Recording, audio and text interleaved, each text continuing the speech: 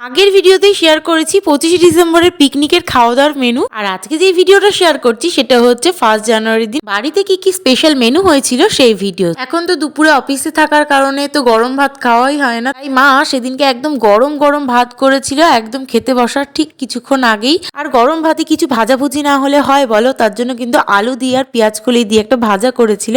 আমার তো আলু পেঁয়াজ কলি ভাজা খেতে খুব ভালো লাগে। আর সাথে করেছিল হচ্ছে একটা বাটা। এই বাটাটা কি জানো, এটা হচ্ছে বাঁধাকপি পাতা বাটা, ওই অনেকটা খারকোল পাতা বাটার মতো খেতে লাগে, ভীষণ টেস্টি খেতে হয়। আর তারপরেই ছিল হচ্ছে কাঁকড়ার ঝাল, যেটা আমি রান্না করেছিলাম। কাঁকড়ার ঝালের রেসিপি কিন্তু আমি আমার ভিডিওতে আগেই পোস্ট করে দিয়েছি, তোমরা চাইলে কিন্তু অবশ্যই একটু চেক করে নিও শর্টস ভিডিওতে। আর সব শেষে ছিল হচ্ছে চিকেন কষা। তো চিকেন কষা দিয়েও কিন্তু জমিয়ে খেলাম।